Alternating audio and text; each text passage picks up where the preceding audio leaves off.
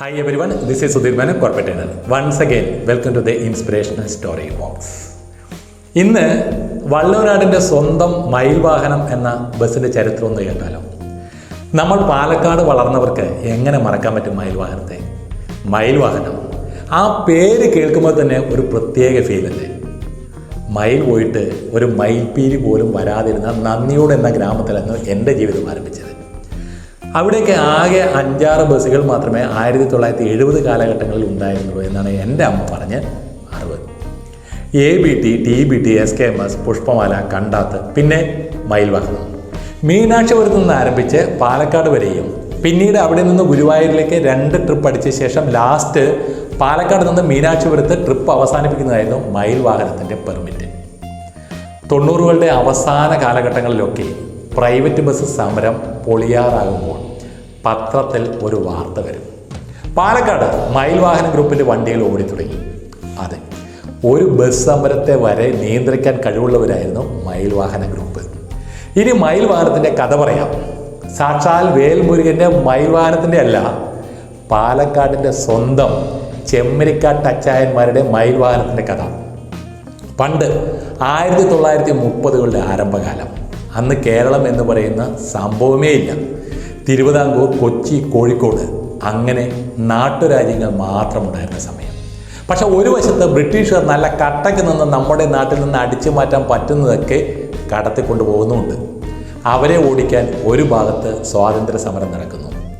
പട്ടിണിയും പ്രാരാബ്ദവുമായി മധ്യ തിരുവിതാംകൂറിൽ നിന്നും ക്രിസ്ത്യാനികൾ കൂട്ടത്തോടെ മലബാറിലേക്ക് കുടിയേറി പാർക്കുന്ന സമയം. കാടും മലയും വെട്ടിത്തെളിച്ച് പുതിയ മേച്ചിൽപ്പുറങ്ങൾ തേടുന്ന കാലം. ഈ കാലത്താണ് ഇപ്പോഴത്തെ പത്തനംതിട്ട ജില്ലയിൽ നിന്ന് CA മാത്യു എന്ന യുവ കർഷകൻ മലബാറിലേക്ക് കുടിയേറുന്നത്. പാലക്കാട് ജില്ലയിലെ ഷൊർണൂരിലേക്കാണ് അദ്ദേഹം വന്നത്. ഷൊർണൂരിലെത്തിയ മാത്യുവിന് പുതിയൊരു ജീവിതമാർഗം കണ്ടെത്തേണ്ടത് അത്യാവശ്യമായിരുന്നു. ഡ്രൈവിംഗ് ലൈസൻസ് കയ്യിലുണ്ട്. അതുകൊണ്ട് മാത്രം അദ്ദേഹം ബസ് സർവീസ് തുടങ്ങാൻ തീരുമാനിച്ചു.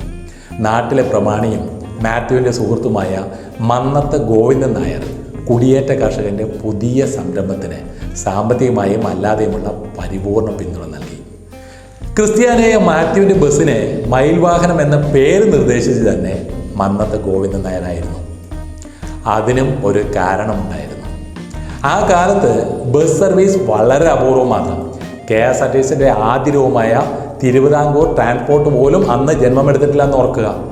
ഇന്ന് ഹൈവേ ഭരിക്കുന്ന താരങ്ങൾ ബസ്സുകളാണെങ്കിൽ അന്നത്തെ താരരാജാക്കന്മാർ കാളവണ്ടികളായിരുന്നു. അപൂർവമായി ചില കാറുകളും. പുക തുപ്പിക്കൊണ്ട് തീവണ്ടി വരുന്നത് കണ്ടപ്പോൾ ഭൂതം എന്ന് പറഞ്ഞ് പേടിച്ചോടിയ ധൈര്യശാലികളുടെ നാടാണ് നമ്മുടേതും എന്ന് മറക്കരുത്. അപ്പോൾ ബസ് എന്ന ആശയം ജനങ്ങളുടെ മുമ്പിൽ അവതരിപ്പിക്കുന്നതിൽ പ്രായോഗിക ബുദ്ധിമുട്ടുകൾ ഉണ്ടായിരുന്നു. അത് മറികടക്കാനാണ് തമിഴ്നാടിൻ്റെ ഭാഗമായ പാലക്കാട്ടെ ജനങ്ങളുടെ കൺകണ്ട ദൈവമായ പഴനി മുരുകൻ്റെ വാഹനത്തിൻ്റെ പേരായ മയിലിൻ്റെ പേര് തന്നെ മാത്യുവിന് ബസ്സിനും ഗോവിന്ദൻ നായർ നൽകിയത്. പാലക്കാട് മാത്രമല്ല, ഭാരതപ്പുഴയ്ക്ക് അപ്പുറത്ത് മലബാർ മേഖല മുഴുവൻ ബ്രിട്ടീഷുകാരുടെ മദ്രാസ് സ്റ്റേറ്റിൻ്റെ കീഴിലായിരുന്നു അന്ന്. 1935 മാർച്ച് മാസത്തിൽ ടാർ ചെയ്ത റോഡ് പോലും ഇല്ലാത്ത നെൽവയലുകളും കരിമ്പനകളും അതിരിടുന്ന പാലക്കാട്ടെ ചെമ്മൺ പാതകളിലൂടെ പൊടി പറത്തിക്കൊണ്ട് മയിൽ വാഹനത്തിൻ്റെ ആദ്യ ബസ് യാത്ര ആരംഭിച്ചു. ബസ് എന്ന് പറഞ്ഞാൽ ഇപ്പോഴത്തെ ബസ് ഒന്നുമല്ല. ആവി എഞ്ചിൻ ഘടിപ്പിച്ച മരത്തിലുണ്ടാക്കിയ ഒരു കരിവണ്ടി. സീറ്റിന് പകരം മരബെഞ്ചുകൾ. 8 പേർക്കിരിക്കാം. പ്രത്യേക റൂട്ടോ സമയമോ ഒന്നുമില്ല. 4 ഷില്ലിയായിരുന്നു മിനിമം ചാർജ്. ഒരു ദിവസം പരമാവധി കളക്ഷൻ 8 മുതൽ 10 വരെ. ബസ് പ്രവർത്തിപ്പിക്കാൻ നല്ല ബുദ്ധിമുട്ടായിരുന്നു. അത് രാവിലെ എഴുന്നേറ്റ് പുറപ്പെടുന്ന 3-4 മണിക്കൂർ മുമ്പ് വിറകും കരിയും കത്തിച്ച് ബാരലിൽ വെള്ളം ചൂടാക്കണം. ആളുകളെ കയറ്റാനും ഇറക്കാനും വണ്ടി നിർത്തിയാൽ ഡ്രൈവർ ഇറങ്ങി വീണ്ടും സ്റ്റാർട്ടാക്കണം. കയറ്റം വന്നാൽ യാത്രക്കാരും ഇറങ്ങി വണ്ടി തള്ളണം. വണ്ടി തള്ളാൻ മല്ലന്മാരെ ജീവനക്കാരായി നിയോഗിച്ചിട്ടുണ്ടായിരുന്നു എന്ന് പഴയ തലമുറ പറയുന്നു. അങ്ങനെയൊക്കെയായിരുന്നു ആദ്യകാല സർവീസ്. പരിശ്രമവും ഭാഗ്യവും യാത്രക്കാരും പിന്തുണച്ചപ്പോൾ ബസ്സുകളുടെ എണ്ണം കൂടാൻ തുടങ്ങി. പക്ഷേ CA മാത്യുവിൻ്റെ അകാല മരണം കുടുംബത്തെ ദുഃഖത്തിലാഴ്ത്തി. CA മാത്യുവിൻ്റെ അഭാവത്തിൽ ഉണ്ടായ പ്രതിസന്ധി തരണം ചെയ്യാൻ സഹോദരങ്ങളായ CA Abraham, CA George, CA Thomas എന്നിവർ ബസ്സിൻ്റെ നിയന്ത്രണം ഏറ്റെടുത്തു. അങ്ങനെ അവർ ഫീൽഡിലോട്ട് വരികയും ചെയ്തു. സഹോദരങ്ങളുടെ കൂട്ടായ പരിശ്രമത്തിൻ്റെ ഫലമായി മയിൽ വാഹനം വളർന്നു. അത് പാലക്കാടൻ കഴിഞ്ഞ് സമീപ ജില്ലകളായ മലപ്പുറം, കോഴിക്കോട്, തൃശ്ശൂർ, എറണാകുളം വരെ എത്തി. ആവി യന്ത്രത്തിൽ നിന്ന് മാറി Fargo, Benz, Leyland, Tata, Ashok Leyland അങ്ങനെ നൂതന എഞ്ചിനുകൾ യാത്രക്കാർക്ക് പരിചയപ്പെടുത്തിക്കൊണ്ടിരുന്നു. സ്വന്തമായി വർക്ക്ഷോപ്പും ബോഡി നിർമ്മാണ കേന്ദ്രവും ടയർ റീസോളിങ്ങും പെട്രോൾ പമ്പും ഒക്കെ മയിൽ വാഹനത്തിനുണ്ടായിരുന്നു. റോഡ് പോലും ഇല്ലാതിരുന്ന വള്ളുവനാടൻ ഗ്രാമങ്ങളെ പാലക്കാട്, കോഴിക്കോട്, ഗുരുവായൂർ തുടങ്ങിയ പട്ടണങ്ങളുമായി ബന്ധിപ്പിച്ചായിരുന്നു മയിൽ വാഹനത്തിൻ്റെ ആദ്യത്തെ സർവീസുകൾ. പാലക്കാട്ടെ പല റൂട്ടുകളും മയിൽ വാഹനം തെളിച്ചെടുത്തവയാണ്. പാലക്കാട് കോഴിക്കോട്, പാലക്കാട് ഗുരുവായൂർ, പട്ടാമ്പി, ചെർപ്പളശ്ശേരി, മണ്ണാർക്കാട്, പട്ടാമ്പി, വളാഞ്ചേരി, മണ്ണാർക്കാട്, ആനക്കട്ടി തുടങ്ങിയ റൂട്ടുകൾ എല്ലാം മയിൽ വാഹനത്തിൻ്റെ കുത്തക തന്നെയായിരുന്നു. നല്ലൊരു റോഡ് പോലും ഇല്ലാതിരുന്ന കാലത്ത് ദുർഘടമായ അട്ടപ്പാടി ചുരം കയറി ചെന്ന് ആനക്കട്ടി എന്ന കുഗ്രാമത്തെ പുറം ലോകവുമായി ബന്ധിപ്പിച്ചത് മയിൽ വാഹനം മാത്രമായിരുന്നു. എൻ്റെ ഒരു ചേച്ചിയായിരുന്നു വത്സല ചേച്ചി. ടീച്ചറായി PSC കിട്ടിയത് ആനക്കട്ടിയിലായിരുന്നതിനാൽ ഒരുപാട് തവണ ചേച്ചിയെ അവധി ദിവസങ്ങളിൽ വിളിച്ചുകൊണ്ട് വരാനും പിന്നീട് കൊണ്ടുവിടാനുമായി പലതവണ മയിൽ വാഹനത്തിൽ ഞാൻ യാത്ര ചെയ്തിട്ടുണ്ട്. അന്ന് ഒരു ആനവണ്ടിയും ആ വഴിക്ക് ആരും കണ്ടിരുന്നുമില്ല. ചുരം കയറി വരുന്ന വണ്ടികൾക്ക് എപ്പോഴും മെയിൻ്റനൻസ് ആവശ്യമുള്ളതിനാൽ മണ്ണാർക്കാട്ടും ആനക്കട്ടിയിലും മയിൽ വാഹനത്തിന് വർക്ക്ഷോപ്പ് ഷെഡ്യൂളുണ്ടായിരുന്നു. ആനക്കട്ടിക്ക് 9ലധികം ബസ് സർവീസുകളും ഉണ്ടായിരുന്നു. പ്രദേശവാസികൾക്കും മയിൽ വാഹനത്തിനോട് ഒരു പ്രത്യേക സ്നേഹമായിരുന്നു. ആനക്കട്ടിയിലേക്കുള്ള വണ്ടികൾ ഒരിക്കൽ അവർ വേറൊരു പാർട്ടിക്ക് വിറ്റു.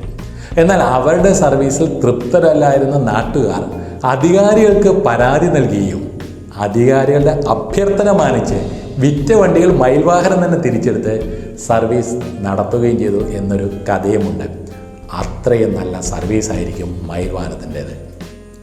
പാലക്കാട് ജില്ലയ്ക്ക് പുറത്തെ കോഴിക്കോട്, പാലക്കാട്, ഗുരുവായൂർ, പാലക്കാട്, കാടാമ്പുഴ, പട്ടാമ്പി, വളാഞ്ചേരി ഒക്കെയായിരുന്നു മയിൽ വാഹനത്തിൻ്റെ കുത്തക റൂട്ടുകൾ. അതുകൊണ്ട് തന്നെ പാലക്കാട് ഗുരുവായൂർ റൂട്ടിൽ പുതിയതായി ബസ് ഇറക്കുവാൻ ആരും ധൈര്യപ്പെട്ടില്ല. കാരണം മുമ്പിലും പുറകിലുമുള്ള ബസ്സുകൾ മയിൽ വാഹനം തന്നെയായിരിക്കും. ഒറ്റപ്പാലം, പട്ടാമ്പി സ്റ്റാൻഡുകളിൽ ചെന്നാൽ ഓരോ 5 മിനിറ്റിലും ഒരു മയിൽ വാഹനം ബസ് കാണാൻ സാധിക്കുമായിരുന്നു.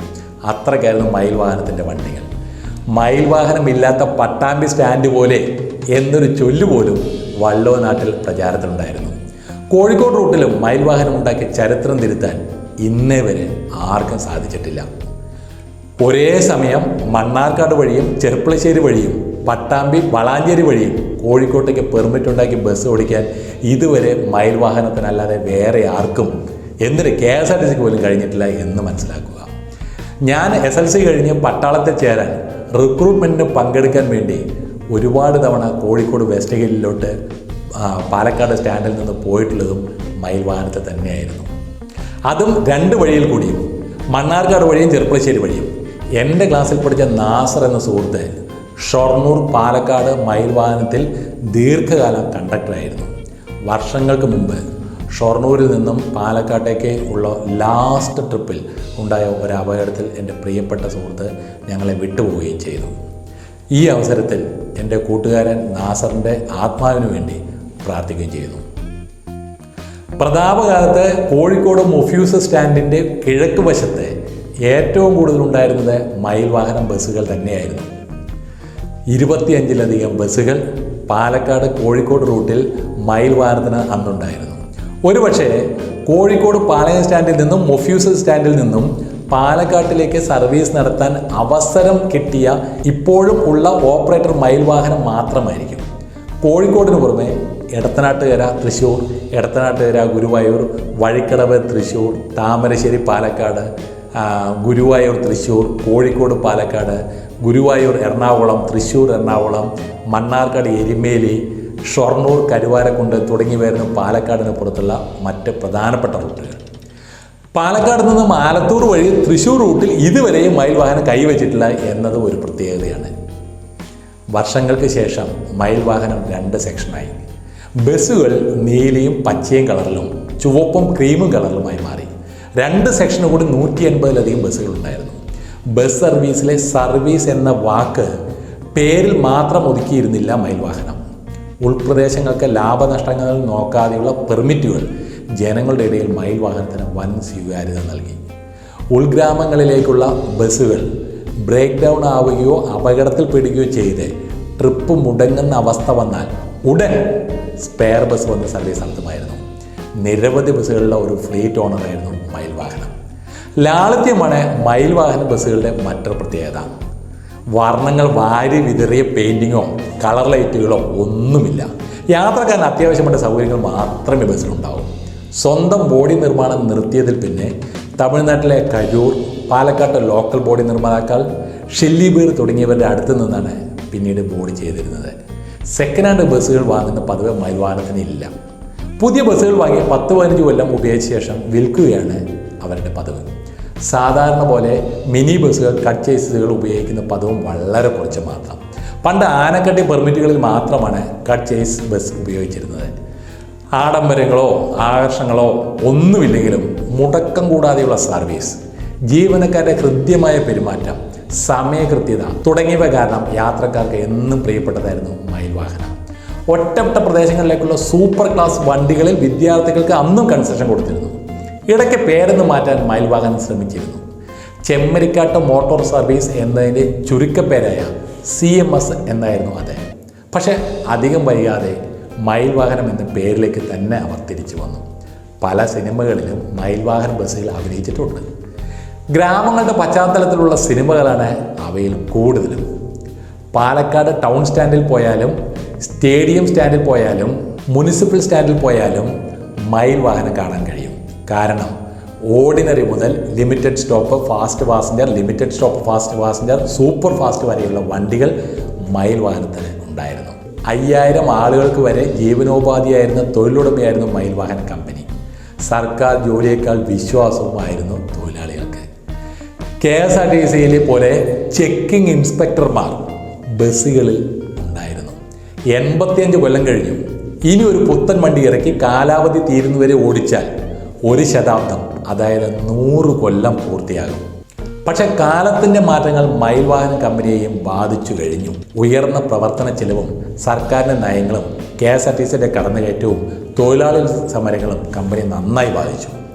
അത് മറ്റ് ബിസിനസ്സുകളിൽ ശ്രദ്ധ കേന്ദ്രീകരിക്കുവാൻ കമ്പനിയെ പ്രേരിപ്പിക്കുകയും ചെയ്തു. പഴയ 2 തലമുറയ്ക്ക് ബസ് സർവീസിൽ ഉണ്ടായിരുന്ന താല്പര്യം പുതിയ തലമുറയ്ക്ക് ഇല്ലാതിരുന്നതും ഒരു കാരണമായി. അതോടെ മൈലുകൾ എണ്ണം കുറഞ്ഞു തുടങ്ങി. കിട്ടിയ അവസരം മുതലെടുത്ത് പൊന്നും വില കൊടുത്ത് മറ്റ് ഓപ്പറേറ്റർമാർ വണ്ടികൾ വാങ്ങി. ഒരു പ്രമുഖ ഓപ്പറേറ്ററുടെ 90% വണ്ടികളും മയിൽ വാഹനം വിറ്റ വണ്ടികളാണ്. അങ്ങനെ 180-ൽ പരം ബസ്സുകൾ ഉണ്ടായിരുന്ന മയിൽ വാഹനം വിരലിലെണ്ണാവുന്ന അവസ്ഥയിലെത്തി. 5 സെക്ഷനുകളിൽ 2 മുഴുവൻ വണ്ടികളും വിറ്റു. ഒരെണ്ണം ഏതാണ്ട് നിലച്ച അവസ്ഥയിലാണ്. തൊഴിലാളികൾക്ക് സർവ്വ ആനുകൂല്യവും കൊടുത്ത് കമ്പനി പിരിച്ചുവിട്ടു. ഇപ്പോൾ 10-ൽ താഴെ വണ്ടികൾ മാത്രം. ബസ് സർവീസ് കുറച്ചെങ്കിലും മറ്റ് ബിസിനസ്സുകളിൽ മയിൽ വാഹനം താരമാണ്.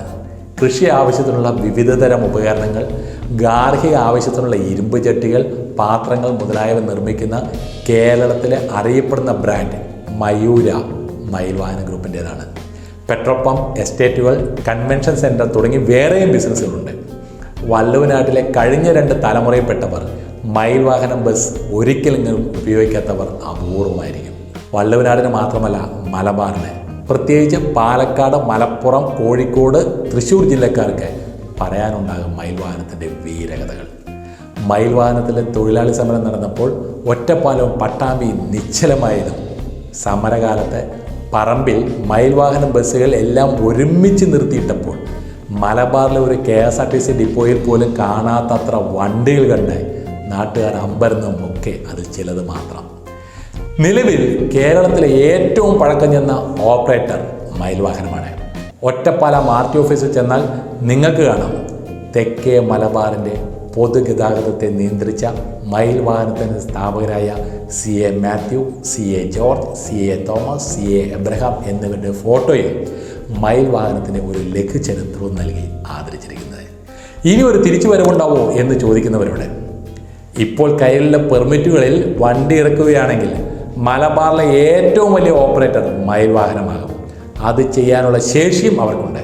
പക്ഷേ അത് ചെയ്യുമോ എന്ന് ചോദിച്ചാൽ, ഇത് മയിൽ വാഹനമാണ്, ഇവിടെ എന്ത് സംഭവിക്കാം. വീഡിയോ കുറച്ച് നീണ്ടുപോയി എന്നറിയാം.